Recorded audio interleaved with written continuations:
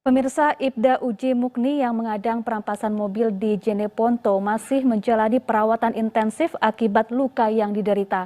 Sementara pelaku menjalani pemeriksaan di Mapolres Jeneponto.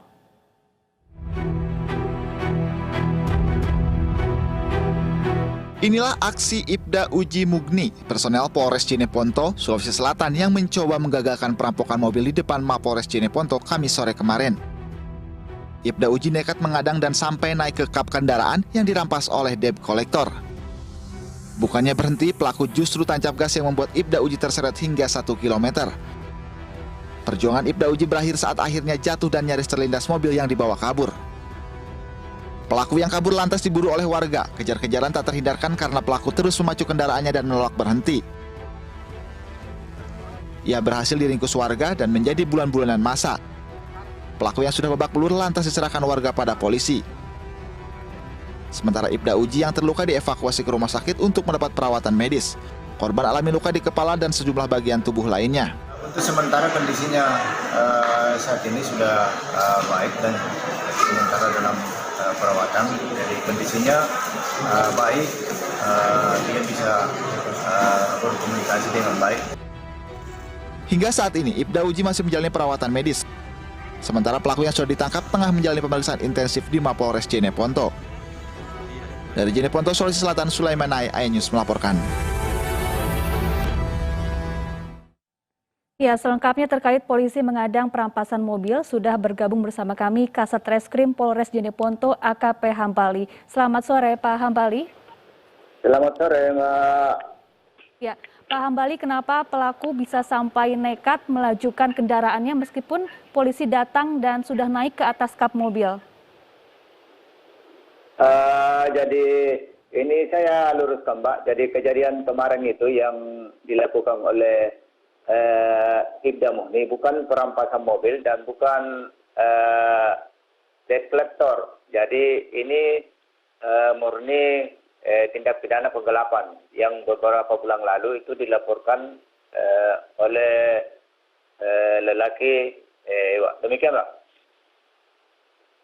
Ini yang di dalam mobil merupakan tersangka penggelapan begitu ya Pak. Bagaimana kemudian pelaku bisa ditangkap dan diadang oleh polisi? Jadi kejadian kemarin itu adalah pelaku penggelapan mobil. Jadi setelah penyidik mendapat informasi bahwa mobil yang dilaporkan 3 bulan lalu itu ada di sekitar kantor Polres Jeneponto, itu penyidik Ibda Mukni segera mendatangi dan mengecek keberadaan mobil. Dan setelah sampai di lokasi, betul ada mobil.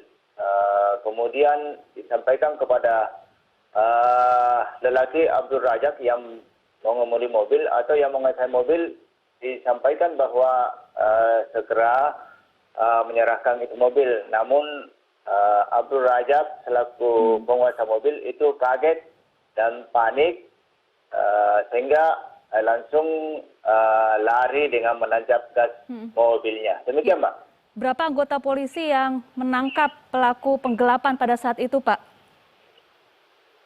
Jadi yang pelaku penggelapan mobil itu adalah